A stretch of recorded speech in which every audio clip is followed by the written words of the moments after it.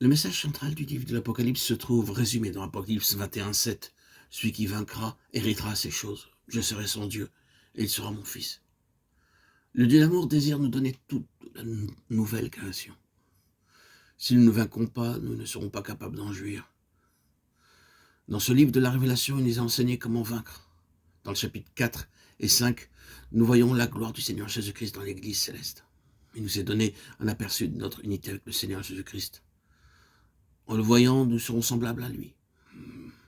Les ingénieurs peuvent montrer par un dessin, par une maquette, à quoi ressemblera une construction lorsqu'elle sera terminée. De la même manière, ces chapitres du livre de l'Apocalypse montrent l'Église achevée dans le ciel. Apocalypse 4:2 révèle la gloire de son trône.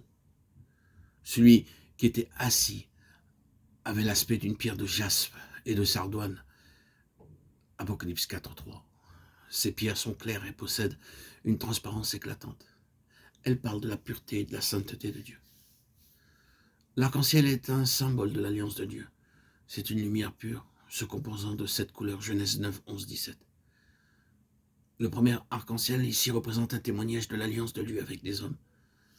Lorsque nous avons l'espérance de partager le trône de Dieu, comme cela est promis dans Apocalypse 3:21, nous nous demandons comment nous pouvons y parvenir compte tenu de nos limitations humaines. Nous partageons ce trône non à cause de ce que nous sommes, mais à cause de l'alliance de Dieu. Dans le psaume 89, 35, il promet « Je ne violerai point mon alliance », parce que Dieu est Dieu. Il doit garder ses promesses. Dieu ne peut et ne veut pas mentir. Il est le Dieu qui garde l'alliance. Nombre 23, 19. Ce qu'il dit doit le faire. Deutéronome 7, 9. Ce qu'il décrète ne peut pas être différé. Psaume 148, 6.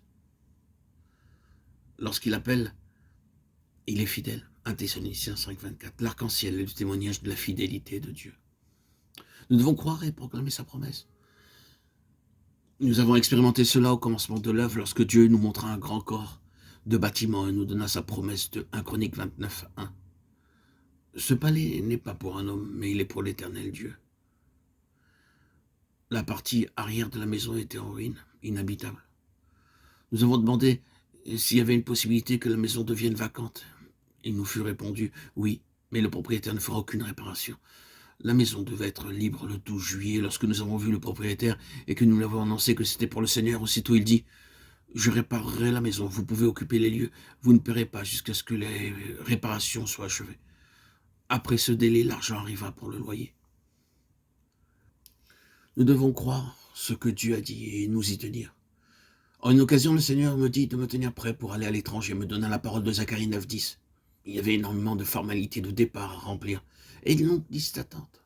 Humainement parlant, il n'avait aucune chance.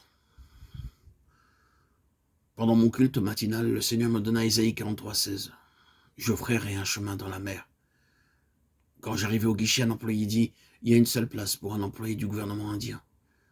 Êtes-vous employé du gouvernement ?» Je lui dis que j'étais serviteur de Dieu. C'est bien ainsi, dit-il, et il me donna le billet. Nous devons apprendre à compter sur les promesses de Dieu.